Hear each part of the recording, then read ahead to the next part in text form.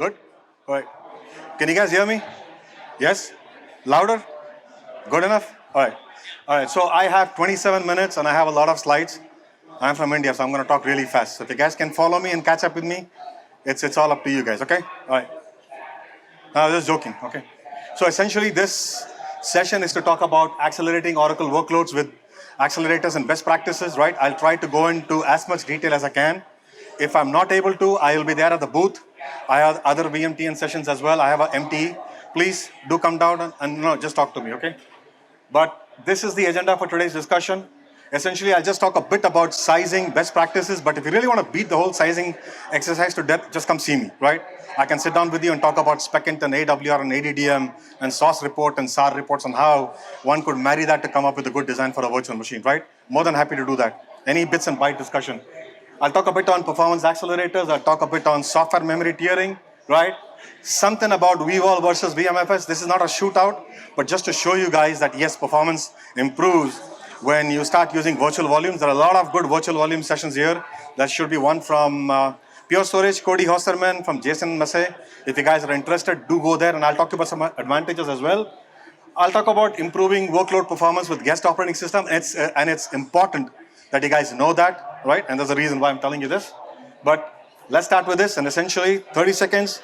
See, the way I describe business critical application is anything that puts food on the table here. It doesn't have to be the Oracles. That could be a SQL, Oracle, Microsoft, Java, anything that puts put food on the table here, right? They have a set of stringent requirements, and these are those. And as everybody knows here, right, gone are the days when you had to go back to the IT department and basically say, man, can you give me a socket board? You know, I need more memory. All right, there's a downtime. I need to open up the backplane, take a screwdriver, do all that, right? Essentially now it's the era of the cloud, right? It's the era of fast add anything or hot add anything. Hot add CPU, memory, devices, right? So on and so forth. So any requirement, I mean, these are some of the requirements for business critical applications. But I'm going to start with this one. See, what happens is when you start looking at any Oracle workload design methodology, right? Things always start from the top where you basically have to go, you gather your requirements, you sell the project to stakeholders, you have to understand the current environment constraints. And I don't know why this is not working, but the part that's circled up there, that's your workload measurement, right? And I'll tell you guys, I'll talk about why workload measurement is important, right? And then yes, of course, you have data migration, you have the support and licensing, design considerations, backup recovery, high HA, DR, monitoring and tuning. But if you look at any of these tenets, there is nothing that screams out and says, I am special for VMware. This is something that you have to do when you virtualize Oracle databases on VMware. So case in point being, the methodology to virtualize your Oracle databases on a VMware platform, that's no different than what you would do when you run Oracle on your Solaris, AIX, HPUX, Physical x86 or any other platform, right? So these are not specific to VMware. This is the reason why you guys need to measure your workload. This is exactly why the reason, right? And my background, been an Oracle DBA administrator, principal architect for 25, 26 years before I joined VMware 2012. I did services, I'm pre-sales, post-sales, GSS, call me whatever you want, jack of all trades. But this is exactly what I see when I go to customers, escalations, right? You have a workload, the workload does not scale, but hey, that's like one CPU with so much amount of RAM, and what do you expect that to be, right? This is exactly what it is. See, what happens is, and this is, you could probably take the word Oracle out and put SQL in, right? And this would work for that slide as well, right? What happens is when you start doing this workload design, right, or sizing, you have two approaches, right? The quick and the dirty. You know, that's what I call the garbage in, garbage out, where essentially you match what's in physical over on the virtual side. For example, I'm running my databases on x86, 2-socket 10 cores. So I know, for example, when I create a virtual machine, it's got to have 20 vCPUs. Who told you that? Right? Because things change, right? Clock speed here is different than the clock speed here. You have L1, L2 caches, that's different. The RAM is different. This is a much beefier server, right? With a lot of hardware. So left-hand side is not equal to right-hand side. But of course, there is what's known as reality and practicality. I need to get out of the data center in 15 days. I have no choice. Let me pick up, let me move, let me drop it out there. I'll come back to it, VROps, or yeah, whatever you want to call that. I'll resize it. But so there are pros and cons to every approach, right? What's the cons here? You will end up with a lot of servers. A lot of servers that is wasted. You have to go back and repurpose them. That's that side of the story here. When you start looking at the careful sizing of workloads, where you start marrying all the stuff I spoke about, right? SPECint, the Oracle reports, the system activity reports from either Linux or the perform from Windows, what pops out is a virtual machine that you know you have inculcated best practices, and that will probably cover 80% of your stuff, right? Yes, I'll be lying if I say 100. You do have your Oracle tuning and so on and so forth to take care of, but you don't have the issue where you are ending up with a lot of wastage, right? So you have two approaches here. The pick and drop, and then you have the workload sizing. This is very important, right? Again, you have two approaches here when you come to workload sizing, right? Can I just do an approximation? You know what? I'll just do an approximation. I just want to get a feel for it. So I'll run live optics, right? When I run live optics, because I need 4 quadrants. I need my CPU, my memory, my disk, and network. So as long as I know it's 60% utilized in CPU, so much percentage utilized in memory, I need so much of IOPS. This is how much I need for network. If it's Oracle rack, I probably need 2 private interconnect. I'm good, correct? And then this is what I'm going to go back to my CIO and say, based on this workload, I need X amount of these servers from this particular vendor, so many sockets, so many cores, so much amount of RAM. That's great. That's the approximation method, right? But if you really want to make a science project out of it, that's part 2, where you start looking at spec-in. And there's a reason why I said spec-in, right? What happens is when you have older servers and when you have newer servers, there's got to be a way that you want to correlate stuff, right? So whether you look at CFP, that's your int, or your floating point, right? So you know, so much of my servers should be equal to so much of my servers here, right? When you do that basic math from spec-in, that's good. But the bug doesn't stop here. Start looking at the Oracle reports. And should I just take the Oracle report from Sunday or from Saturday? No. You got to go back to your business and ask them, what's the peak business workload period? Well, that's Monday to Friday, probably 9 to 5 in the morning. Good. Give me 3 hours of AWR, maybe 30 minutes or maybe 60 minutes, correct? And give those reports to me along with ADDM. AWR, for people who are not aware, stands for Automatic Workload Repository. Any smart system in this world will take snapshot of itself at some predetermined interval, right? Oracle does that as well. That's what is AWR, stores it in the database. I think the default time period is like 60 minutes, stores it for 30 days, correct? Now, I know how much the database is pushing, but I need to know how much the operating system is pushing as well. Here's the reason why. You could have a database virtual machine or a database server. You could be running Java on that. You could be running something else on that. How do I know if that virtual machine or the server is a pure database server, right? So I got my virtual machine statistics, correct? My operating system statistics. I have my Oracle stats. I'm going to marry that, correct? And then I'm going to look at spec-in. What happens then is I start narrowing down the number of servers I actually need for the re-platforming, the re-architecture, good? So then I have a strawman design of the virtual machine, right? It's just a strawman design of the virtual machine. And essentially, the next step is I got to move data from point A to point B, right? For me to test something, which means if I'm either moving from AIX, HPUX, Solaris, physical x86, that could be the Exadata, the ODA, whatever you guys have running in the shop, right? Over to the VMware side. There's a bit of a curveball, there's a bit of a nuance when you come to these, what's known as the big Indian systems, right? I'm sure you guys are aware of it. Big Indian systems, that's not me, right? Not the big Indian. The big Indian systems, right? Essentially with the big Indian system, what happens is the way the blocks are formatted is different, right? So you have the most significant byte and the least significant byte, correct? When you come to x86, it's a little Indian system.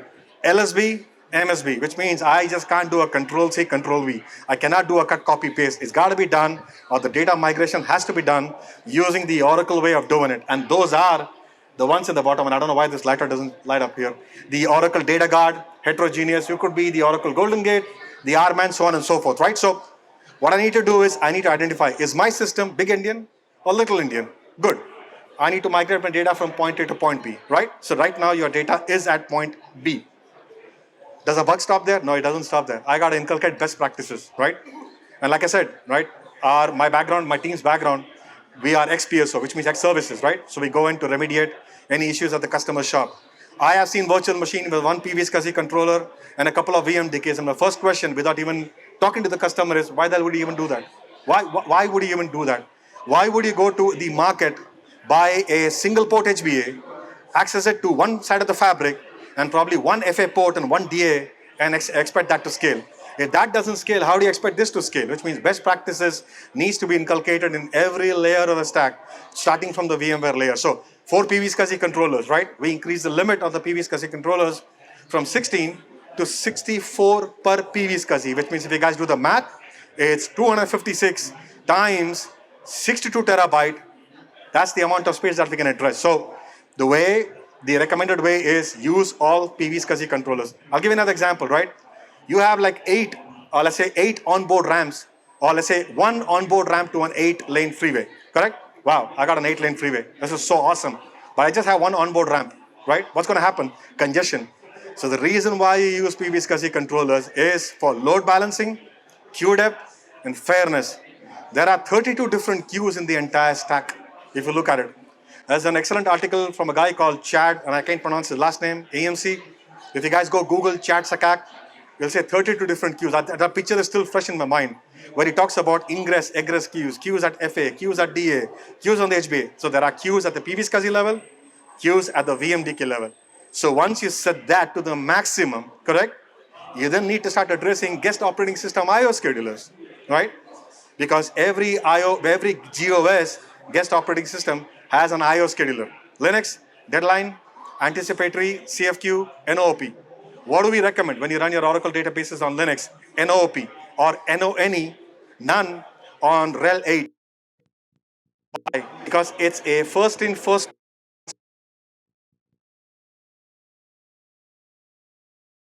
IO scheduling for you guys, right? So those are just 2 of the performance best practices I spoke about. There are probably a dozen, right, when you start looking at all 4 different quadrants. So case in point being, we made sure we sized the virtual machine. We made sure we ported the data from point A to point B. We made sure that we inculcated all the best practices. So do I just stop here? Probably. Let me see if I had the other slide up here. No. So I'm going to come to it. Okay. This is a non-rack. This is an example of a non-rack. And I'm not saying this is the only way one could do it. This is just one of the ways you could do it. You see how I have, in this example, right, distributed my load across all 4 PV SCSI controllers for the same reason. Load balancing, queue depth, fairness, right? So if you look at it, your operating system /UO1/root, unless you guys are stopping, right, it's not going to push a lot of IOs, which means I could put my FRA, which is my flash recovery area or the backup or the archive, I can put it there. See how I round robin my data among 2 SCSI controllers, right? But see how I put my redo, my log file. How did I put my log file in the last SCSI controller? Why? The log file is the most important Oracle database or a SQL database or MongoDB. Any databases, the log file is the most important. That guy comes to a screeching halt, everything comes to a screeching halt, right? So I did my best to make sure I was able to then, distribute my load across all. And if that's an Oracle rack, I just have to put my CRS and my vote in the SCSI controller. I'm done. But this is just one way to do it, right? You guys can go back, get creative. There could be other ways to do it as well. But am I done here? No, I'm not done here, right? Okay. I don't know how much time do I have? 1:15. Okay. Essentially, with testing, I need to test my workloads, correct? See, what happens is this is like, what do I say? This is like a holy war, correct? People that come back and say, man, I just use IO meter. I use Didi, I use FIO, I use the Oracle Orion, I use the workload generator, I use SwingBench, I use HammerDB. It's all great, it's all beautiful, right? But these are synthetic workload generator. They are not your workload generator. They are not your workload. So the only way that you could really capture the thing is use the RAT, the Oracle RAT, which is the Oracle Real Application Testing. What happens? It captures the exact SQL statement with the bind variables and the values, and it replays them here, right? So, and again, that's an option. It's a very expensive option. That doesn't mean I'm egging you guys or I'm telling you guys to go back home and start buying RAT. No, you don't have to. But you could use Slob or you could use any of the synthetic workload generators, right? And everything has pros and cons. But remember, all you're doing is you're not benchmarking the system. Please don't benchmark your systems, right? Please. Because every time I have customers, tell me how much the system is going to push. And my question back to you, is that how much your workload is pushing? Right? Oh, I need 1 million IOPS. Really? Your workload is pushing 1 million IOPS? If I go back and see it's 130,000 IOPS. So why do you want a system that's pushing 1 million IOPS, right? Oh, wow, I need a Lamborghini. I don't make much money, but I need a Lamborghini. Well, what do you want to do? I just want to go to once, right across the street. Really? I think my 2016 Honda CRV is great enough for me to just hop and go in there. So, there has to be a sense of practicality or reality up here, right? So that's up with that. But again, sorry, the methodology was there in the bottom. For those in the back who can read it. Capture metrics from source, right? That's your AWR ADDM. Capture metrics from target. Compare. You like it? Great. You don't like it? Go back to the drawing board. But tell me, is this something different in VMware as you would do it on a physical architecture? No. You basically do the same thing, right? When you move from x86 to another x86, that's pretty much what you'll be doing. So things don't change when you virtualize your Oracle databases on VMware. And that's what I'm trying to say here, right? Performance accelerators, right? Okay, I have time. 13 minutes up here. So I know, leaps and bounds. vSphere, VMware, we've been growing by leaps and bounds. And at some point of time, I think I need to put another slide when you go to U3 or U2 or whatever the next version is, right? I gotta walk you guys through that. But the best part is, we released a lot of new features. And this is not specific to Oracle, right? This is not specific to Oracle. This is, I would say, general to any business critical application. It'll help your SQLs, it'll help your MongoDBs, it'll help your Cassandras, and so on and so forth, right? But I don't know why. Hang on. vVols, right? So how many people have heard of vVols, or how many people are using it today? One. So let me ask you, right? You have a virtual machine, you have VMDKs. VMDKs are sitting on a file system, VMFS, right? Data store. Now my question to you, I just want to take a snapshot of the virtual machine, but just the snapshot of the virtual machine, correct? So, or the other way that I can put it is, if I take a storage level snapshot, so here's how you look at it, right? If I take a storage level snapshot, I basically get the data or the snapshot of all virtual machines sitting on the LUN, because that level of granularity is at a LUN storage level, correct? But the VMware snapshot is a snapshot that you need, correct? So that you want to make sure that when you have to replicate that database over, you get everything, right? The entire component, right? The entire component set. So the best way to do it is using virtual volume. What happens is with vVol, the unit of granularity could either be the virtual machine or it could be the VMDK. I'll give an example here. You have a VM, you have two VMDKs, correct? Let's say two VMDKs, sake of simplicity. Two databases, two VMDKs. Just give me a backup of one VMDK. How would you do that? One guy would just stand up and say parse CLI. The other guy would say, oh, VMKFS tools. I could do that. Use vVols. If you just use vVols, and most of the storage vendors here, I'm sure you can go to those sessions, right? They'll basically give you plugins wherein you can pick and choose the VMDKs you want to take a snapshot of, or clone, or backup, or restore, database refresh. I mean, these are day-to operations that us DBAs, we do for a living, right? Makes life simple. So we came back and said, okay, that's great from an operational efficiency perspective, but how about performance, right? And now you know where I'm coming from. It's always this RDM versus VMDK. And I've lived that RDM versus VMDK for 12 years, right? I love my RDMs. I can't let go of my RDMs. Why? Because RDMs performs a lot much better than VMDK. That's a thing of the past, 3.5, 5.0, where we proved that the performance was only 1 to 2%. It's all noise, all right? Second thing is my operation efficiency, correct? NPIV, if that's your use case, NPIV, then yes, I agree, RDM. Not Oracle Rack, not Oracle Rack. Oracle Rack, multi-writer, VMDKs. Microsoft SQL Server, sorry, not SQL Server, Microsoft clustering, right? The quorum, you can now pack it on a clustered VMDK. So why do I need RDMs, right? There are downsides to RDM. Great, SCSI limit increased to 1024. What would you do when you cross 1024? Go get yourself another cluster? With virtual volumes, you're now able to scale up to 4,000 virtual volumes per server for SCSI and 1,000 per NVMe. So from a operation perspective, right, for both the VMware guys in the audience and any application guys, truly, virtual volume solves your issues that you're facing from a day-to perspective, right? But back to the slide here.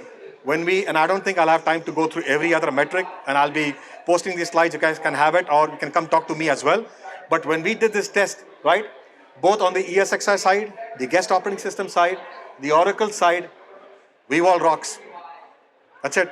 That's all I'm going to say. vVol rocks, right? We were able to beat the performance, right? Because remember, vVol is nothing but a well-orchestrated system of RDMs. Just as an RDM has a UUID, vVol has an UUID as well, excepting we call that a sub-LUN, and you guys call RDMs as LUNs. That's it. That's the only difference here. That's all. Again, more to go with that. But guest operating system, this is important, right? See, what happens is, and I don't know if there are a lot of people here who basically are Linux administrators as well, right? So when you go to a device, let's say if you do cd/sys/block/sda, and if you go to the queue, right? When you go to the queue folder and you see a lot of these attributes for a device, right? You see something like max IO or maximum transfer length or the optimal transfer length. See, what happens is, as of now, VMware, we have propagated, or we make sure that we expose all the disk characteristic of the array vendor up to the guest operating system, but we don't expose this. the maximum transfer length and the optimum transfer length. So for example, you could just go and say, my max physical I/O size is 32 MB, right? Pure, for example, the maximum I/O size is 4 MB. It's documented, correct? But I could just go and I could say cat, or I could say echo 32767 greater than the max I/O size. And then that gives you a false sense of security. Wow, I'll push 32 megabytes, right? You start running your workloads, you look at the SAR output, you start looking at ESX top, you're like, man, I thought 32 megabyte is what I'm going to push, but all I saw was 4. So where is the 4 coming from, right? What happens is, since we don't propagate these values properly, right, it gives customers a false sense of security. So what we did was, with the current release of 8, right, we made sure that these attributes are propagated to the platform so that your max sector KB, the max hardware sector KB is set appropriately, which means if you have a Pure array, I just keep taking Pure as an example, I don't mean to pick on Pure, you guys can pick any other storage vendor. If the max I/O size is X megabyte, you will see that the max hardware sector is set to X megabyte, right? And so that's how much you can push. So is that all just talk, just theoretical talk, or did we do any testing? So we did the testing with engineering as well, right? SLOB, I don't know how many people have heard of SLOB, SLOB, Oracle. It's called silly little Oracle benchmark. It's called silly little Oracle benchmark because all it does, it just pumps I/O, right? It just keeps pumping I/Os, right? And this is exactly what I did. I said, let's take a SLOB. I set the update PCT. Update PCT stands for update percentage set to 100. It's a write intensive workload because that's what I want to do. I want to push the disk. I want to push I/O, right? My runtime was 300 seconds, probably 5 minutes, right? I set my scale to 32 gigabytes, right? And essentially, the reason why I set my scale is the number of blocks that you want to read into memory, right? To push it. I wanted to push a lot of writes into it, right? If you don't have any fix from engineering, what you see is this one, the orange one, if I'm able to read that correctly, right? With the engineering fix, you see that the numbers are much better, right? I know it's kind of hard for you guys in the back to have a look at it, but to summarize and case in point being, right, you are able to push a lot more I/Os, correct? The same way as you're able to push with the previous thing. The only thing is, it doesn't give you the false sense of security, right? See, what happens is, as a DBA, or when I go to triage, right, I start looking at the max hardware sectors for a customer. I say, wow, you set that to 32 megabyte.